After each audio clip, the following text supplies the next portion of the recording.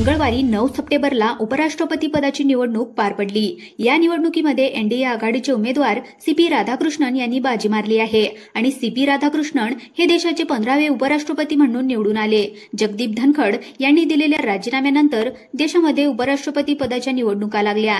या निवडणुका एकतर्फी होणार का असा प्रश्न विचारला जात होता, पण इंडिया आघाडीने तेलंगणाच्या बी सुदर्शन रेड्डी यांना मैदानात उतरवल्यामुळे निवडणुकीमध्ये तेलुगू बेडा इंडियाला जड जाणार याच्या चर्चा सुरू झाल्या।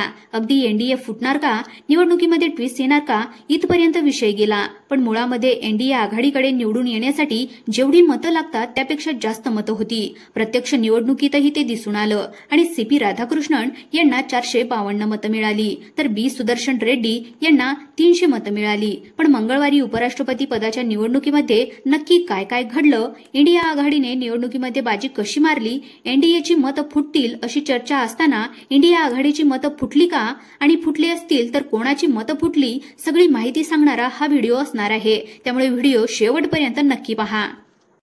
मंगळवारी सकाळी 10 वाजता उपराष्ट्रपती पदाच्या निवडणुकीच्या मतदानाला सुरुवात झाली। सर्वात आधी पंतप्रधान नरेंद्र मोदी यांनी मतदान केलं, त्यानंतर इतर खासदारांनी त्यांचा मतदानाचा हक्क बजावला।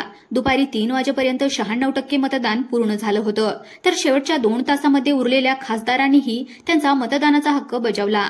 उपराष्ट्रपती पदाच्या निवडणुकीमध्ये राज्यसभा आणि लोकसभा या दोन्ही सभागृहामधले मिळून एकूण 781 खासदार मतदानासाठी पात्र होते, पण 5 वाजेपर्यंत 781 पैकी 767 खासदारांनीच मतदान केलं।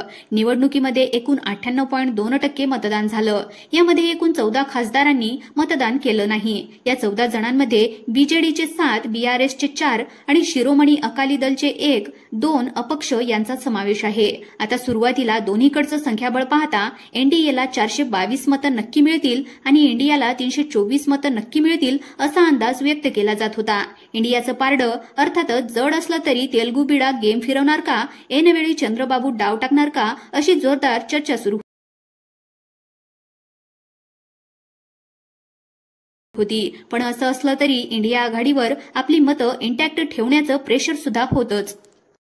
अशातच संध्याकाळी 5 वाजता मतदानाची वेळ संपल्याच्या नंतर काँग्रेसचे नेते जयराम रमेश यांनी एक पोस्ट केली। त्यामध्ये त्यांनी म्हटलं की उपराष्ट्रपती पदाच्या निवडणुकीचं मतदान संपलं आहे। यामध्ये विरोधी पक्ष एकजूट राहिले आहेत। विरोधी पक्षांचे एकूण 315 खासदार मतदानासाठी आले। सगळ्यांनी मतदान केलं। विरोधकांचं 100% मतदानाचं रेकॉर्ड अभूतपूर्व आहे असं रमेश यांनी म्हटलं। साहजिकच इंडिया आघाडीला 315 मतं तर हमखास मिळतील असा अंदाज होता, पण प्रत्यक्षामध्ये इंडिया आघाडीला 300 मतं मिळाली, त्यांची 15 मतं मायनस गेली। हेच एनडीएला 422 मतांची अपेक्षा असताना त्यांना 30 मतं जास्त मिळाली। अर्थात ओएसआर काँग्रेसचे 11 खासदार नेमकं काय करतात, ते कोणाच्या पारड्यामध्ये वजन टाकणार आणि क्रॉस वोटिंग कोणाच्या बाजूने होणार हे पाहणं महत्त्वाचं होतं। आता निवडणुकीमध्ये नेमकं काय घडलं, 767 खासदारांनी मतदान केलं। मतमोजणीच्या वेळी 752 मतं वैध आढळली, तर 15 मतं अवैध घोषित करण्यात आली।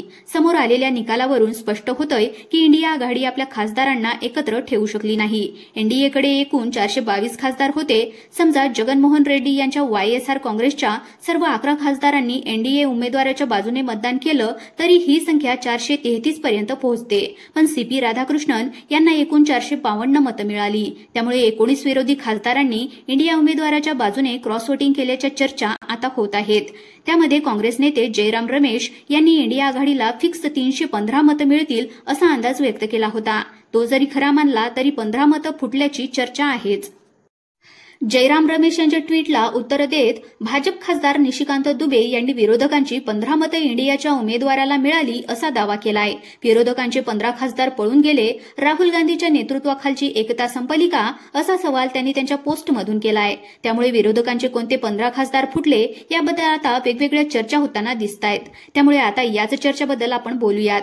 खासदार फुटले कुठल्या पक्षाचे, तर यामध्ये संशय व्यक्त होतोय तो उद्धव ठाकरेंच्या खासदारांबद्दल। उपराष्ट्रपती पदाच्या निवडणुकीच्या आधीच एकनाथ शिंदे ऑपरेशन टायगर राबवतील, ठाकरे गटाचे खासदार ते आपल्या बाजूने वळवतील अशा चर्चा होत्या।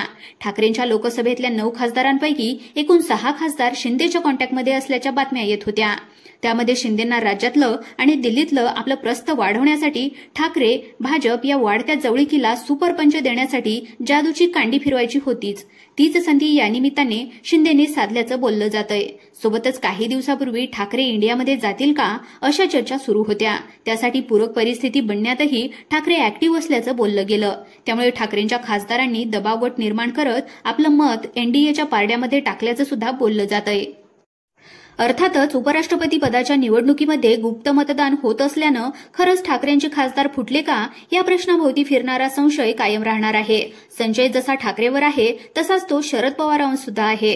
पवारांकडे लोकसभा आणि राज्यसभा मिळून एकूण 10 खासदार आहेत. पवार इंडिया आघाडीच्या फाउंडर मेंबर्सपैकी एक असले तरी सुद्धा चकवा देण्यामध्ये पवारांचा हात कोणीच धरू शकत नाही असं नेहमी बोललं जातं. त्यामध्ये इंडिया आघाडीच्या फाउंडर्सपैकी एक असले तरी शरद पवारांचे नाव इंडिया आघाडीच्या नेतृत्वपदी कधीच आलं नाही. त्यात पक्षात पडलेली फूट सत्तेपासून लांब जाणं यामुळे पवार पुन्हा गुगली टाकणार या बातम्या दर काही महिन्यांच्या इंटरव्हलने येतच असतात. जेव्हा उपराष्ट्रपती पदाच्या निवडणुकीची घोषणा झाली त्यानंतर सुप्रिया सुळे यांनी नरेंद्र मोदीची भेट घेतली होती. त्यामुळे शरद पवारांचा पक्ष नेमकी काय भूमिका घेणार, पवार आपल्या राजकीय शिष्याला अडचणीच्या काळामध्ये साथ देणार का याबद्दल जोरदार चर्चा रंगल्या होत्या. राज्यामध्ये दोन्ही पवारांचे संबंध ताणले गेले असले तरी पवारांचे भाजपच्या नंबर 1शी असलेले संबंध सर्वश्रुत आहेत. अजित पवारांनी महाराष्ट्राच्या सत्तेमध्ये स्थान मिळवलं असलं तरी सुद्धा दिल्ली दरबारच्या राजकारणामध्ये त्यांची बाजू काहीशी नरम पडताना दिसत आहे. अशा वेळी मोठ्या पवारांनी भाजपला आश्वस्त करत डाव घुमवला का आणि 4 इतकं संख्याबळ असणाऱ्या अजित पवारांपेक्षा मोठा बूस्ट देत दादांना कॉर्नर केलं का असा संशय सुद्धा व्यक्त केला जातोय. सोबतच डीएमकेच्या खासदारांवर सुद्धा संशय व्यक्त केला जातोय. सीपी राधाकृष्णन मूळचे तामिळनाडूचे आणि संसदेच्या दोन्ही सभागृहामध्ये तामिळनाडूमधून सर्वाधिक ताकद आहे डीएमकेची. एम.के. स्टॅलिन यांच्या डीएमकेचे दोन्ही सभागृहामध्ये मिळून 32 खासदार आहेत. त्यांचे लोकसभेमध्ये 22 आणि राज्यसभेमध्ये 10 खासदार आहेत. म्हणजे या निवडणुकीमध्ये स्टॅलिन यांची भूमिका अत्यंत महत्वाची ठरणार होती. इंडियन उपराष्ट्रपती पदासाठी राधाकृष्णन यांना उमेदवारी जाहीर केली ती स्टॅलिन यांच्या पक्षाकडे लक्ष ठेवूनच असेही बोललं गेलं. परंतु स्टॅलिन यांनी मात्र अधिकृतपणे इंडिया आघाडीच्या उमेदवाराला समर्थन दिलं. एनडीएने निवडणुकीतल्या फायद्यासाठी राधाकृष्णन यांना उमेदवारी दिली आहे असा थेट आरोप स्टॅलिन यांनी जाहीर केला होता. त्यामुळे त्यांच्या पक्षाची मतं इंडियाला मिळणार होती. पण इथं मुद्दा येतो तो तामिळ अस्मितेचा. डीएमकेचं संपूर्ण राजकारण हे तामिळ अस्मितेच्या अवतीभोवती फिरतं. समजा उपराष्ट्रपती पदाच्या निवडणुकीमध्ये तामिळ उमेदवाराचा पराभव झाला असता आणि यासाठी स्टॅलिन यांचा पक्ष कारणीभूत ठरला असता तर याच्यामध्ये राज्यामध्ये डीएमके विरुद्ध चुकीचा संदेश गेला असता. त्यामुळे हा मुद्दा लक्षात घेता स्टॅलिन यांच्या पार्टीच्या काही खासदारांनी राधाकृष्णन यांना मतदान केलं का अशा चर्चा आता सुरू झाल्यात. या सगळ्या घडामोडीमध्ये निवडणुकीचा निकाल लागल्यानंतर जयराम रमेश यांनी एक्सवर आणखी एक पोस्ट केली. ते म्हणाले, उपराष्ट्रपती पदाच्या निवडणुकीमध्ये विरोधी पक्ष एकजूट राहिला. निवडणुकीमध्ये विरोधी पक्षाची कामगिरी ही सन्मानजनक राहिली. इंडियाचे उमेदवार बी सुदर्शन रेड्डी यांना एकूण मतदानापैकी 40% मतं मिळाली. मध्ये विरोधी पक्षांना फक्त 26% मतं मिळाली होती. भाजपचा नंबर गेममध्ये जरी विजय झालेला असला तरी हा त्यांचा नैतिक आणि राजकीयदृष्ट्या पराभव आहे.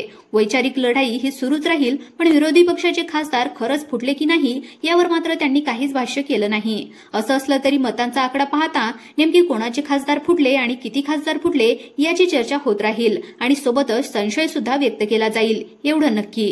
तुम्हाला काय वाटतं, नक्की कोणाचे खासदार फुटले असतील? ठाकरे, पवार की स्टॅलिन की आणखी कोणाचे? याबद्दलची तुमची मतं आणि प्रतिक्रिया आम्हाला कमेंट करून नक्की कळवा. आणि सोबतच आमच्या युट्यूब चॅनलवर जर तुम्ही पहिल्यांदाच आले असाल तर चॅनलला देखील सबस्क्राईब करायला विसरू नका. धन्यवाद.